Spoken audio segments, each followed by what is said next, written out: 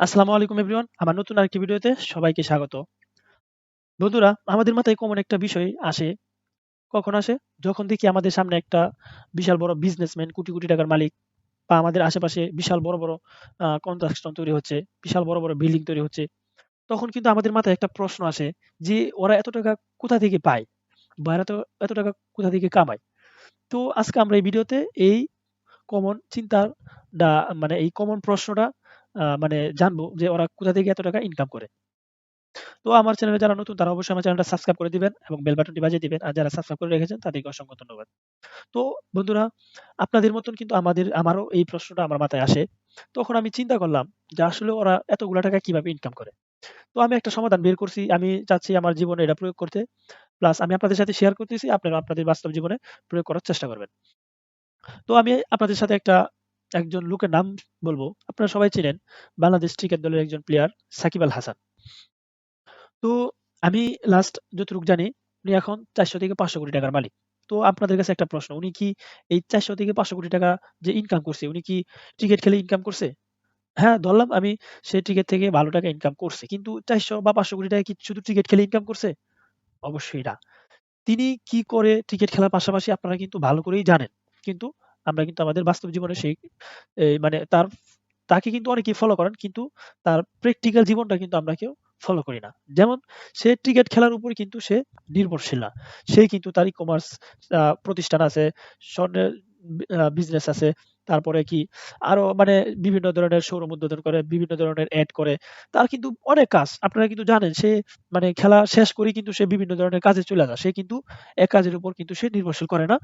যার কারণে সে আজকাল ৪০০ থেকে ৫০০ কোটি টাকার মালিক। তো আমরা কি করি? আমরা যদি একটা জব করি, তো আমরা এই জব নিয়ে পড়ে থাকি, বা একটা বিজনেস করি, আমরা শুধু ওই একটা বিজনেস নিয়ে পড়ে থাকি। তো কি হয়? আমাদের জব মনে করেন ৩০ থেকে ৪০,০০০ টাকা বেতন পাই, বা ২০ থেকে ৩০,০০০ টাকা বেতন পাই। তো আমাদের খরচ হয়ে যায় ৩০ থেকে ৩৫,০০০ বা ৪০,০০০ টাকা। তো আমাদের যদি ৳২ ইনকাম করে যদি ৳৩ খরচ হয়, তাহলে কি আমরা জীবনে এরকম বিজনেসম্যান বা ওরকম কোটিপতি হতে পারবো? অবশ্যই না। তাহলে আপনাদের কি করতে হবে? আপনাদের করতে হবে আপনাদের এক পেশার উপর না থেকে আপনি বিভিন্ন ধরনের পেশা তৈরি করতে হবে। আপনি চাকরি করেন, আপনার চাকরির পাশাপাশি এরকম কোনো বিজনেস করেন, বা যেকোনো কাজ করেন যেখান থেকে আপনার টাকা আসবে, ওরকম একটা ওয়ে তৈরি করেন। ওরা যদি পারে আপনিও পারবেন। আপনি চেষ্টা করেন, আপনি যদি সবসময় আপনার মাথা খাটান তাহলে আপনি পারবেন। আমিও আমার জীবনে চেষ্টা করতেছি। আমি কিভাবে এটা আমার বাস্তব জীবনে প্রয়োগ করা যায়। তো আমি আপনাদের সাথে শেয়ার করতেছি, আপনারাও প্রয়োগ করেন। ওরা যদি পারে আমরা পারব না কেন? আপনি আরেকটা জিনিস আপনাদের সাথে যদি বলি, আপনারা জানেন বসুন্ধরা, যমুনা, ওরা তো মনে করেন বাংলাদেশের টপে আছে, ওরা বিজনেসম্যান, টপ কোম্পানি ওরা। তো ওরা কি শুধু একটা জিনিস নিয়েই পড়ে রইছে? দেখেন ওদের কি আছে?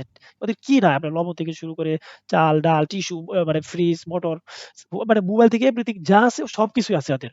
আপনি ওরা যদি এক সাইডে লস খায়, আরেক সাইডে ওদের লাভ হচ্ছে ঠিকই। তাহলে কিন্তু ওরা পিছিয়ে পড়তেছে না। তো আমরা কিসের জন্য পিছিয়ে যাই? আমরা একটা নিয়েই পড়ে থাকি। আমরা একটা নিয়ে যে সময় পড়ে থাকি, এর একটা না একটা সময় কিন্তু খারাপ সময় আসবে। ওই খারাপ সময় আসলে কিন্তু আমরা আর সোজা হতে পারি না। পারি না কারণ আমাদের অন্য কোনো ওয়ে নাই। আমাদের অন্য কোনো রাস্তা নাই ইনকাম করার। যার কারণে আমরা করতে পারি না। যার কারণে কিন্তু আমরা এই মানে মিডল ক্লাস বা পুর ম্যান হয়েই থাকি। আমরা জীবনে কোনো মানে মানে বিজনেসম্যান হওয়া বা ভালো টাকা পয়সা কিন্তু আমরা ইনকাম করতে পারি না, বা কোটি কোটি টাকার মালিক হতে পারি না। তো আপনাদের কিন্তু একটা জিনিস মাথায় রাখতে হবে, এক পেশায় কখনোই থাকা যাবে না। আপনি যতদিন এক পেশায় থাকবেন ততদিন আপনি সাকসেস হতে পারবেন না। আপনার সাকসেস হতে হলে আপনার বিভিন্ন ধরনের ইনকাম করার ওয়ে থাকা লাগবে। আপনার যদি ইনকাম করার ওয়ে যদি না থাকে, তাহলে আপনি কোনোভাবেই সাকসেস হতে পারবেন না।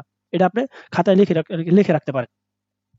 তো আপনাদের কিন্তু যেকোনো মূল্যে হোক আপনাদের সবসময় মাথায় এই চিন্তা ভাবনায় থাকতে হবে যে কিভাবে ইনকামের ওয়ে তৈরি করা যায়, কিভাবে ইনকামের রাস্তা তৈরি করা যায়।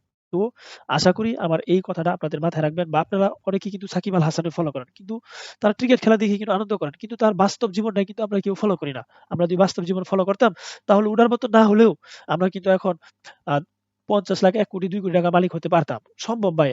যদি আমরা তার মত তার বাস্তব জীবন যদি আমরা ফলো করি। তো আশা করি আমার এই কথাটা আপনারা বাস্তব জীবনে প্রয়োগ করবেন। আমার জন্য দোয়া করবেন যেন আমিও আমার বাস্তব জীবনে প্রয়োগ করতে পারি। তো আজকের ভিডিওটা আমার এই পর্যন্তই। তো দেখা হবে নতুন আরেকটি কোনো ভিডিওতে। তো সেই পর্যন্ত ভালো থাকবেন, সুস্থ থাকবেন। আর অবশ্যই আমার চ্যানেলটা সাবস্ক্রাইব করে রাখবেন, এবং বেল বাটনটি বাজিয়ে দিবেন। দেখা হবে নতুন আরেকটি কোনো ভিডিওতে। সেই পর্যন্ত ভালো থাকবেন, সুস্থ থাকবেন। আল্লাহ হাফেজ। আসসালামু আলাইকুম।